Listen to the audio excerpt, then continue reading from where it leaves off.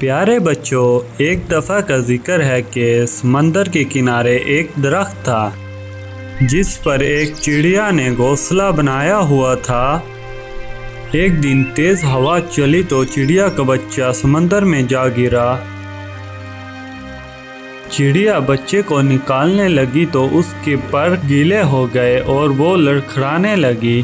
اس نے سمندر سے کہا، اپنی لہروں سے میرا بچہ باہر پھینک دے۔ لیکن سمندر نے کہا، میں باہر نہیں نکالوں گا۔ چڑیا بولی، دیکھ میں تیرا سارا پانی پی جاؤں گی، تجھے ریگستان بنا دوں گی۔ سمندر نے اپنے غرور میں گرج کر کہا، اے چڑیا، میں چاہوں تو ساری دنیا کو غرق کر دوں، تو میرا کیا بگاڑ سکتی ہے؟ چڑیا نے یہ سنا تو بولی، چل پھر خشک ہونے کو تیار ہو جا۔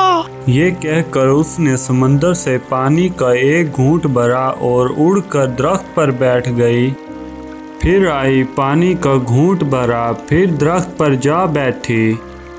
یہی عمل اس نے کئی بار کیا تو سمندر گھبرا کر بولا، پاگل ہو گئی ہے کیا؟ کیوں مجھے ختم کرنے لگی ہے؟ مگر چڑیا اپنی دھن میں یہ عمل دہراتی رہی۔ اس نے صرف 40-50 بار ہی پانی کے گھونٹ پیے ہوں گے کہ سمندر نے ایک لہر ماری، چڑیا کے بچے کو سمندر سے باہر پھینک دیا۔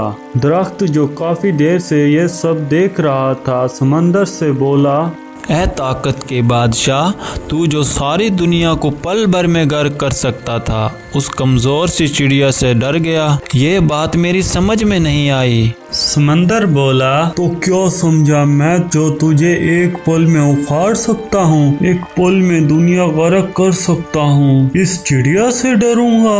ایسا نہیں ہے۔ دراصل میں تو ایک ماں سے ڈرا ہوں، ماں کے جذبے سے ڈرا ہوں۔ ایک ماں کے سامنے تو عرش ہل جاتا ہے، تو میری کیا مجال؟ جس طرح وہ مجھے پی رہی تھی، مجھے لگا کہ وہ مجھے ریگستان بنا ہی دے گی۔